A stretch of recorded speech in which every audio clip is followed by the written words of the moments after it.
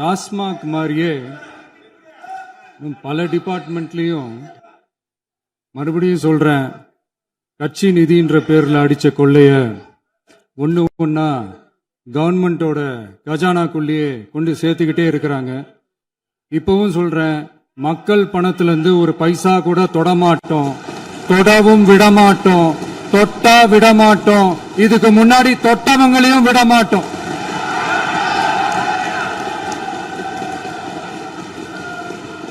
ஒவ்வொரு ஊழலா வெளியில வரும் போலயே ஒவ்வொரு வேஷமா கலைஞ்சிரும் போலயே இங்க இருக்கிற நிறைய பேரு நடுங்கி போய் இதுல நம்ம மேல அவதூறு வேற. இப்ப புதுசா ஒரு வெப்பன் ஒண்ணு கொண்டு வந்திருக்காங்க. அது என்ன தெரியுமா? அவங்க தயவால தான் நம்ம ஆட்சி நடக்குதாம். மக்கள் தயவால இந்த ஆட்சி நடந்துகிட்டு இருக்கு. மனசாட்சி உள்ள சக்திகளோட ஆதரவால இந்த ஆட்சி நடந்துகிட்டு இருக்கு. நாங்க தான் அனுப்பி வச்சோம் அப்படின்றாங்களே. அனுப்பி வச்சவங்களுக்கு மினிஸ்ட்ரியில இடம் கொடுத்தா ஏன் கதறீங்க?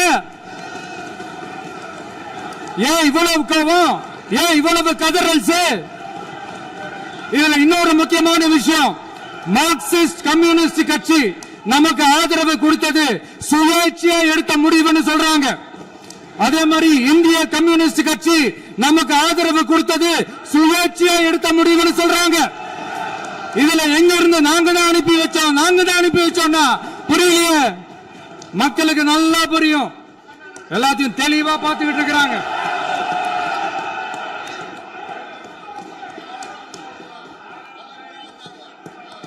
முதலமைச்சர் கண்டினியூ பண்ணலாம். மாண்பு முதலமைச்சர்.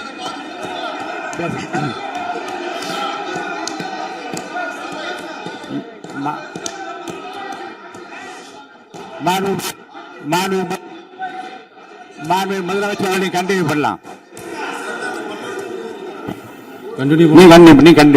நீ கண்டினியூ பண்ணலாம்.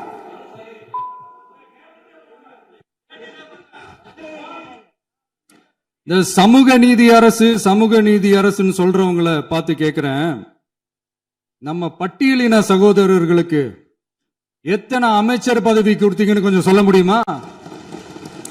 ஆனா நம்மளுடைய அரசுல 8 அமைச்சர் பதவிகள் யாருக்கு? நம்ம பட்டியலின சகோதரர்களுக்கு. எல்லாம் நம்ம அண்ணன், நம்ம தம்பி, நம்ம தங்கச்சிங்க. அண்ணல் அம்பேத்கர் அவர்களுடைய கிட்டத்தட்ட 100 ஆண்டு கால கனவு இப்ப நிறைவேறி இருக்கு. நான் ஏன் கொஞ்சம் சவுண்டா பேசுறேன் அப்படின்னா அவங்களுக்கு கேட்கணுன்றதுக்காக, தப்பா எடுத்துக்காது. அதே மாதிரி பெண்களோட பாதுகாவலர் நாங்க தான் அப்படின்னு சொல்லிக்கிறவங்களை கேட்கிறேன், எத்தனை பெண்களுக்கு அமைச்சர் பதவியில இடம் கொடுத்தீங்க கொஞ்சம் சொல்ல முடியுமா? எங்க அரசுல 4 சகோதரிகளுக்கு அமைச்சர் பதவி கொடுத்திருக்கிறோம்.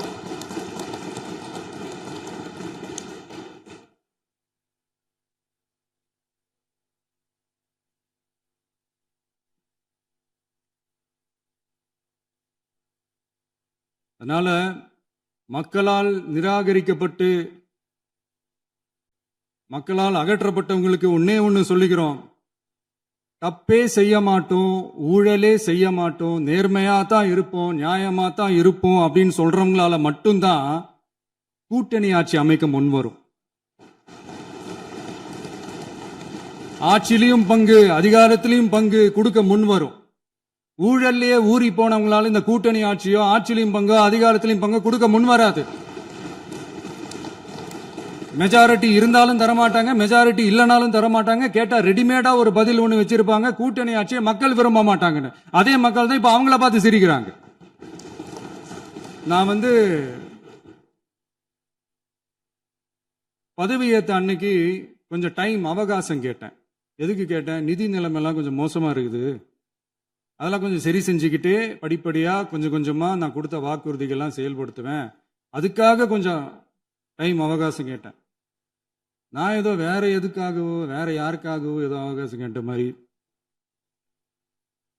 அடுத்து இங்க சபையில இல்லாதவங்களை பத்தி பேச வேண்டாம்னு நினைக்கிறேன்.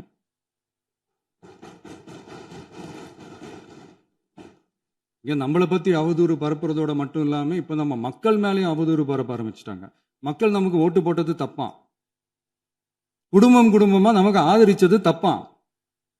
இது இப்ப இல்ல, நான் சொல்றது எம்ஜிஆர் அவர்கள் காலத்திலிருந்தே. அப்பவே அவர் ஜெயிச்சப்போ அதே மக்களை தப்பு தப்பா பேசுறது.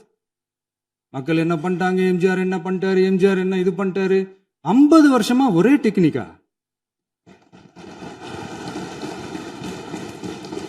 டெக்னாலஜி எல்லாம் மாறி வேற எங்கேயோ போயிட்டு இருக்கு பஸ்.